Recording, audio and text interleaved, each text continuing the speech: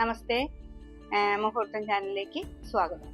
അപ്പോൾ കുറേ ആൾക്കാർ വന്ന് പറയുന്ന ഒരു പ്രശ്നമാണ് വിവാഹം എന്തുകൊണ്ട് ഇങ്ങനെ വൈകി വൈകി പോകുന്നത്.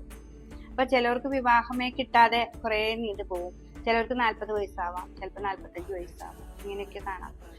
ഇപ്പോൾ നമ്മുടെ വിവാഹ സങ്കല്പത്തിലും പ്രശ്നവശാലും ഒക്കെ പറയുന്നത് ഗ്രഹനിലെടുക്കുമ്പോൾ അതിൻ്റെ ഇപ്പോൾ ചന്ദ്രാലും, ഒരു ആണിൻ്റെ ജാതകമാണെങ്കിൽ ചന്ദ്രാലും ശുക്രാലും ലഗ്നാലും നോക്കുമെന്നാണ് പറയുന്നത്. അപ്പോൾ ലഗ്നാല് 7-ാം ഭാവവും ചന്ദ്രാല് 7-ാം ഭാവവും ശുക്രാല് 7-ാം ഭാവം.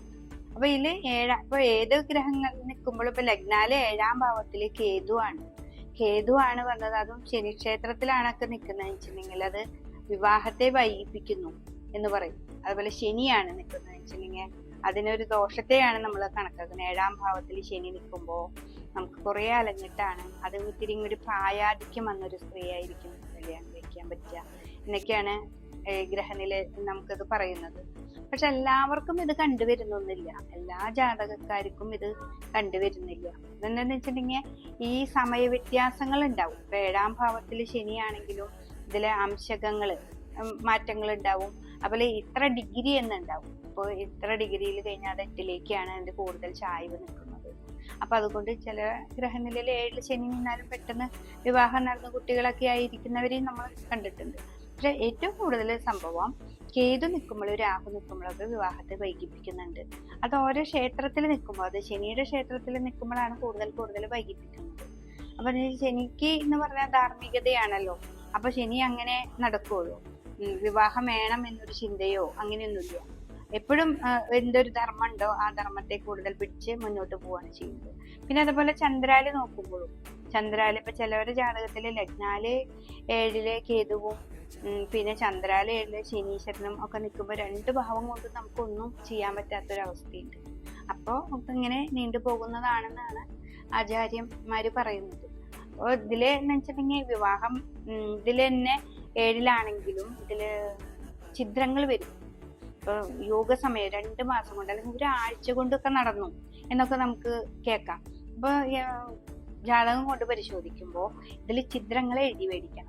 ആ ഛിദ്ര കാലഘട്ടത്തില് അത് കേതുവാണ് അവിടെ നിൽക്കുന്നത് എങ്കിലും ഛിദ്രങ്ങളൊക്കെ വരുന്ന സമയത്ത് ലതിലാജ ഹോമം എന്നൊരു ഹോമമുണ്ട്. ആ ഹോമം ചെയ്താൽ പെട്ടെന്ന് ക്യാച്ചിങ് പവർ വരും. യോഗ സമയമായിട്ട് പെട്ടെന്ന് നടക്കാണ്ട് വരുമ്പോട്ടാ. ഇപ്പൊ 7-ല് കേതുവാണെന്ന് വിചാരിച്ച് നമുക്ക് വിവാഹം കഴിക്കാതിരിക്കാൻ പറ്റില്ല.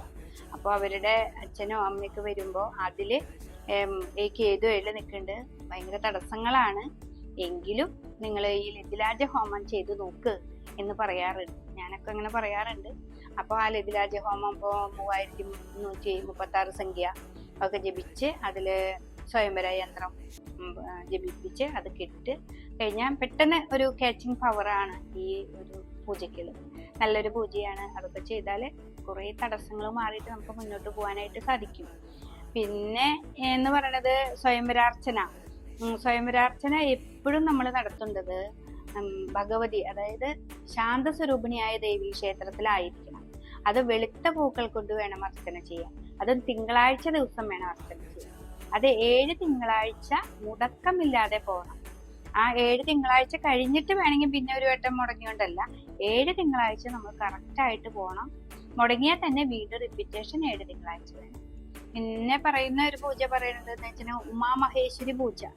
ഉമയും മഹേശ്വരനും കൂടിയിട്ട് ഉള്ളൊരു പൂജ. മഹേശ്വരനും കൂടിയിട്ട് ശിവക്ഷേത്രത്തിലാണ് അത് ചെയ്യുക. പൗർണമിയുടെ അന്ന് ചെയ്യുന്നൊരു പൂജയാണ്. അപ്പൊ തലേദിവസം പോയിട്ട് നമ്മൾ ചീട്ടാക്കി കഴിഞ്ഞാൽ പിറ്റേ ദിവസം ആ ആരെയാണോ പേര് നക്ഷത്രം വെച്ചേക്കണെന്ന് വെച്ചാൽ ആൺകുട്ടിയാണെങ്കിൽ ആൺകുട്ടി അവിടെ പോയി നിൽക്കണം, അല്ലെങ്കിൽ പെൺകുട്ടി. അങ്ങനെ ആ പൂജയ്ക്ക് പോയിരുന്ന് ചെയ്ത് കഴിഞ്ഞാലും കുറേ മാറ്റങ്ങൾ സംഭവിക്കുന്നുണ്ട്. ഇപ്പൊ കേതു ആണെങ്കിലും ശനിയാണെങ്കിലും ഒക്കെ ശിവന്റെ അമ്പലത്തിൽ പോകുമ്പോൾ അങ്ങനത്തെ ഒരു മാറ്റങ്ങൾ നമ്മൾ കുറേ ജാതകങ്ങൾ പരിശോധിച്ചിട്ട് മാറ്റങ്ങൾ വന്ന് കണ്ടിട്ടുണ്ട്. അപ്പൊ അങ്ങനെയൊക്കെ ചെയ്യുകയാണെങ്കിൽ ഈ തടസ്സങ്ങളൊക്കെ ഒന്ന് മാറി മുന്നോട്ട് പോകാനായിട്ട് സാധിക്കും. അങ്ങനെ ചെയ്ത് നോക്കൂ എല്ലാവരും.